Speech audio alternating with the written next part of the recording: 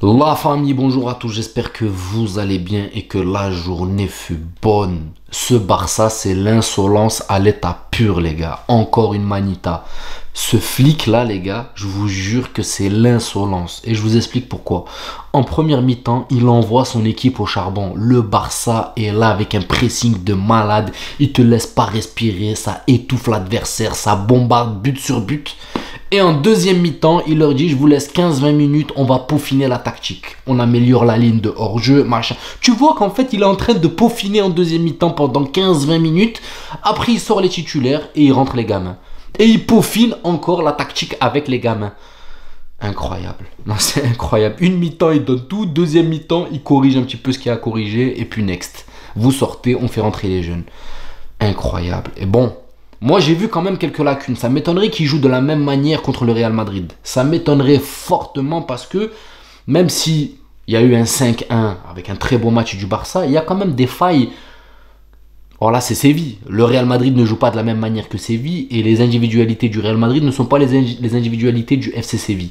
D'accord ?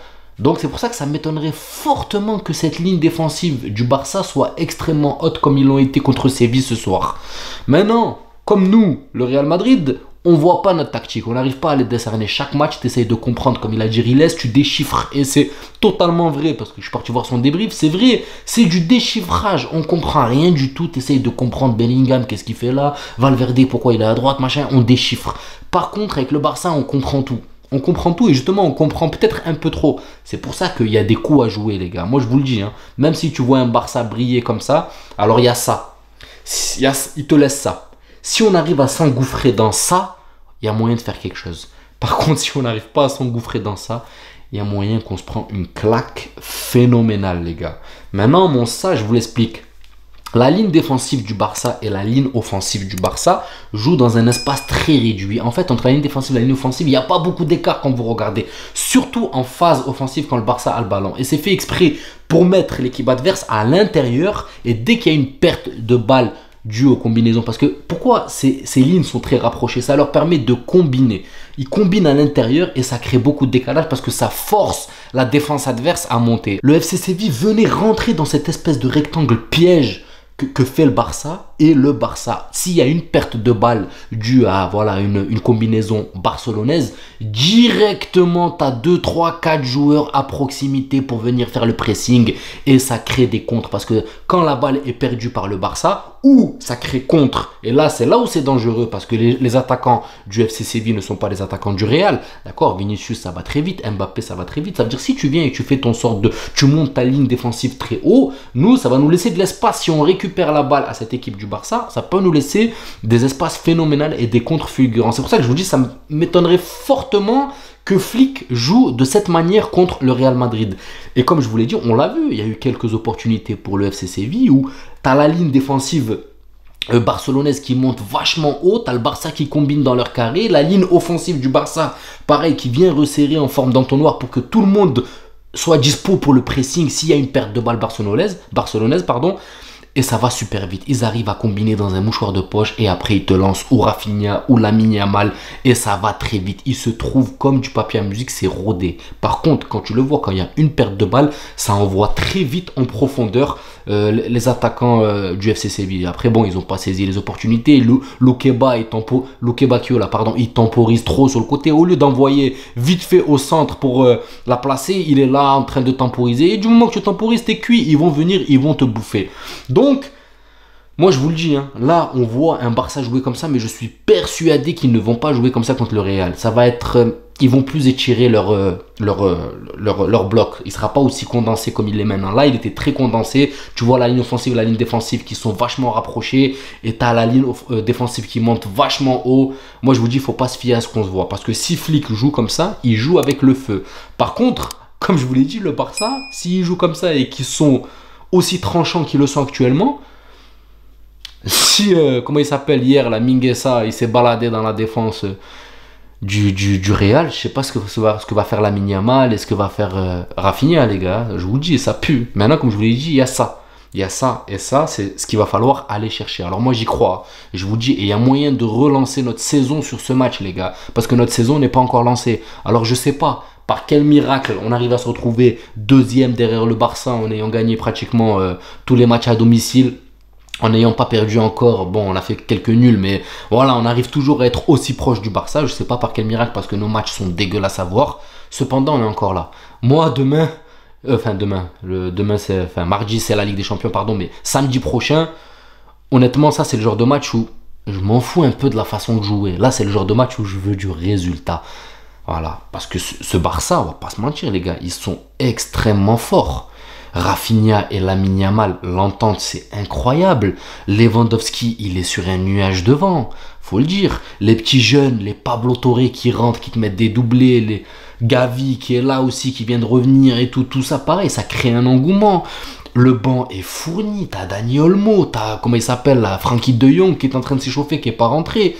Ça fait très très peur. Ils ont une équipe qui est rodée et même les jeunes sont tirés vers le haut. Même les jeunes sont puissants. Quand tu vois j'ai oublié, Casado, pareil, il fait un match exceptionnel.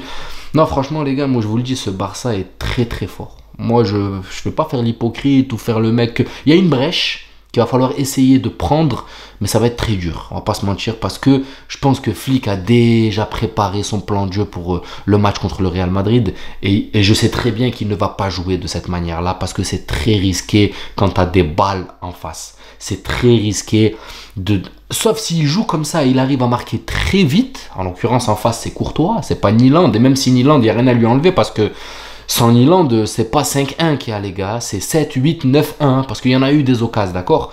Je parle à Lewandowski ou l'extérieur magnifique de Lamine Yamal. Il y a eu d'énormes opportunités pour le Barça, pour plus qu'une manita, les gars. Franchement, là par contre, c'est Courtois. Donc, moi, je vais pas vous mentir, hein, je reste quand même serein, parce qu'il y aura des opportunités. Moi, je vous le dis, il y aura des espaces, il y aura des opportunités.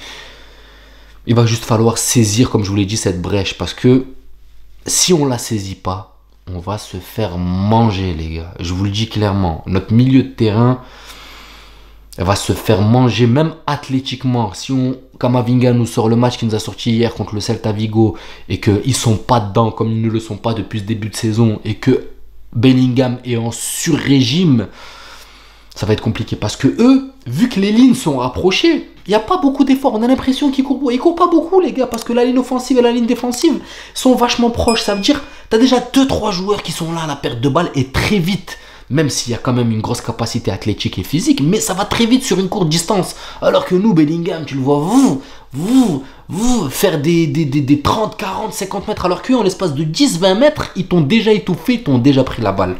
C'est pour ça que cette tactique du Barça, ça peut être tout ou rien en fait. Si tu tombes contre une équipe en face qui va savoir exploiter ce genre d'entonnoir un peu, tu te mets un peu dans la merde en venant mettre ta ligne défensive vachement haute. Même si tu as des défenseurs qui reviennent très vite, à l'image de Koundé, de Koubarsi, qui vont revenir très vite sur le porteur de balle et qui vont faire un repli défensif de malade.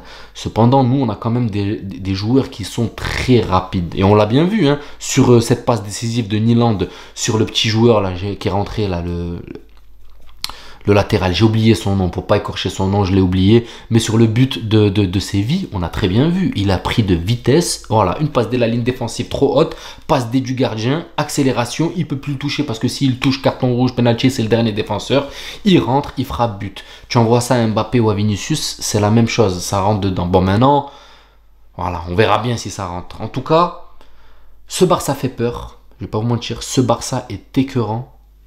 Pas dans leur jeu parce que leur jeu est très agréable à voir jouer, mais il est écœurant dans leur victoire en fait, parce que moi je suis là derrière mon écran, j'attends le faux pas qui n'arrivera pas. Il arrivera certainement plus tard, mais là ils sont injouables, très très forts, que ce soit côté gauche ou côté droit. Lewandowski devant, le milieu de terrain est bien fourni. Enfin bref, ça va être très compliqué de les bouger. Cependant, il y a une brèche qu'il va falloir aller saisir. Bravo au Barça, qu'est-ce que vous voulez que je vous dise les gars, faut être honnête, hein. Cette année, ce Barça est en train de remonter en puissance. Pedri met un but magnifique, Koundé qui s'efface et tout, non, tout est réglé. Tout est réglé. Maintenant, il y a des petites lacunes, des brèches, c'est même pas des lacunes, c'est des brèches. J'espère qu'on va pouvoir aller les saisir. En tout cas, très beau match, agréable à regarder. J'espère que la vidéo vous plaira. N'hésitez pas à vous abonner, à liker, ça donnera beaucoup de force à la chaîne. Pour les Barcelonais qui me regardent, on se retrouve samedi pour le Classico. Et bon match. C'est une bonne guerre. Bon match. Prenez soin de vous. Ciao la famille.